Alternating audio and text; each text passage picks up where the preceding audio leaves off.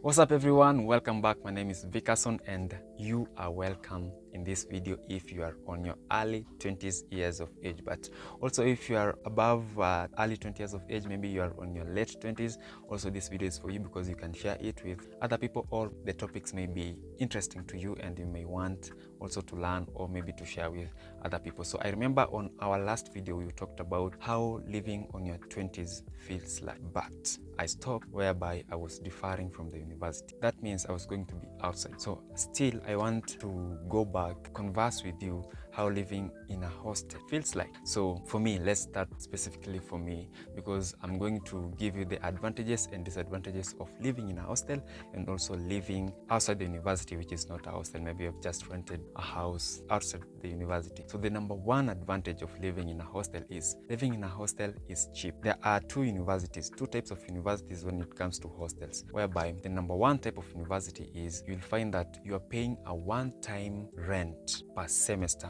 of living in a hostel. So let's say if a semester has 4 months, you'll find yourself paying, let's say, a rent of 5,000 Kenyan shillings in that semester. So 4 months for 5,000 Kenyan shillings. But in other universities, which is the second type of university, you'll find that in one semester, which is 4 months, you'll find yourself paying 5,000 Kenyan shillings in each month of that semester. In that university, you will be paying 20,000, and in this university, you will be paying 5,000 per semester. You will be lucky if you join this university whereby you're paying a one-time rent payment to stay on the hostel. So that is the advantage. But also it is a disadvantage if you are in this type of university whereby you are going to pay 5,000 Kenyan shillings each month per semester. So that is going to cost you 20,000 Kenyan shillings. But if you rent a house outside whereby you are going to pay maybe 3,500, that will be cheaper than staying in that type of hostel in that type of university. So that is the advantages and disadvantage of those two types of hostels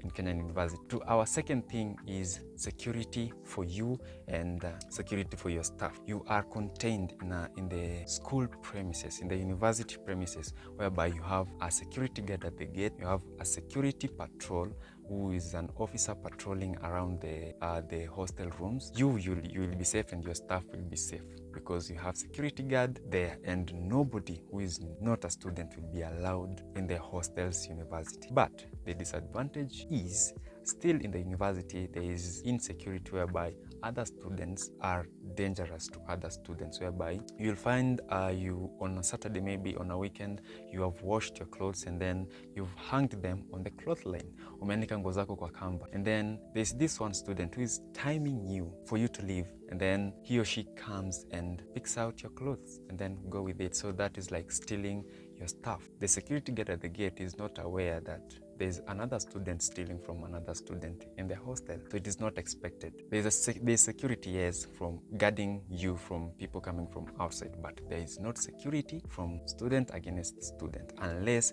you find that specific student who has stole from you. Disadvantage of living outside now. So you have rented your house outside, you don't have security because maybe you'll be living in an apartment or in a plot whereby they're just tenants. The gate does not have security guard, so your staffs are there. At night you are in that house alone. At the gate there is no security guard, which means someone just dangerous from outside may enter the apartment, come broke your door, and then maybe harm you and maybe even stole your stuff.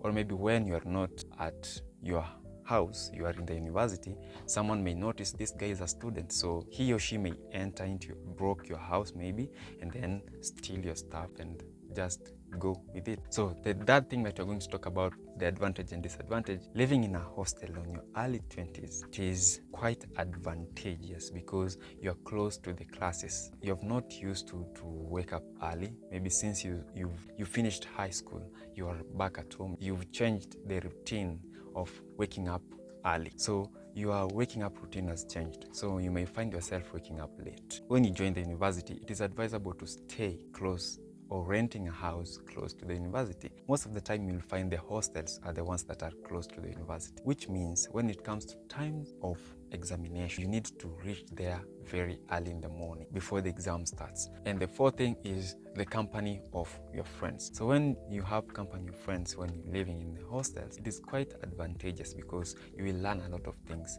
Kama kuna msea kuna form hapo, maybe kuna form ya bursary imetokea, kuna form ya kwenda kusimamia elections za classes zimetokea, you will always be the first one to know these things when they come out. But if you're living away from the hostels, high chances are you'll be living alone, so you will not have company of friends, which means most of the time when you're outside the university premises, you will always be alone. Or maybe if you've decided kushikana wase kadhaa and then you put your rent together, maybe you're sharing a room outside. Also, you will have, mtakuwa na hizo form, but not as much than people who are living in the hostels who are in the university, because most of the time things happening around the university, the people living in the hostels, most of the time they are the ones who will get the information first than people who are living outside the hostels. And then you will also learn a lot of things. Maybe a friend in that room that you're in, living in the hostels, you find that guy has a girlfriend. When he decided to bring a girlfriend in the room, kuna hii kitu huwa inaitwa kupigwa exile. So anaweza wapiga exile, abaki na room akitumia for some time, nyi mkimgoja pale nje akimaliza, then mnaingia. So you learn a lot of things. But when you have your own house outside the university, hakutakuwa na hizo vitu kama kupigwa exile, because now you own the house fully. You understand each other, like, I'm not going to stay outside, I'm not safe outside, this is not my area. So we omba hostel uko ndani ya university, keja yetu huku nje tuachie sisi.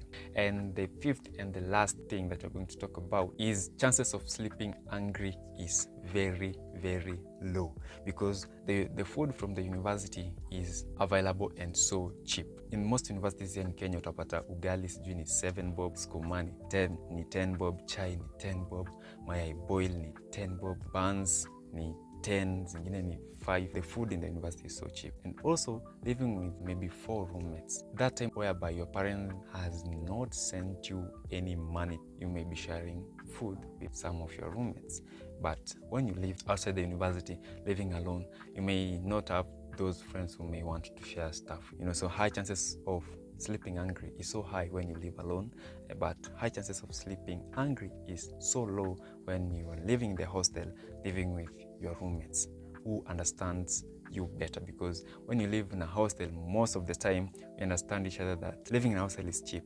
So people living in hostels, they are coming from a background which is not well off, where there is no a lot of money, so they understand each other well. But if you live from outside, people understand, wow, this guy has some money, that's why he decided to cater from himself. So those are the advantages and disadvantages of living in a hostel and not living in a hostel on your early 20 years of age. So that's all for today's video. Thank you so much for watching. If you feel like or you think that I've missed something, I'll be happy if you share it with me on the comment section. And also, if you're willing to have conversations with me and willing to build this community, I'm happy if you do that in the comment section, and I'll be happy also to reply back.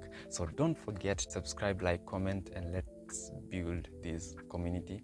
Thanks so much for watching. Until the next video, I'll see you there.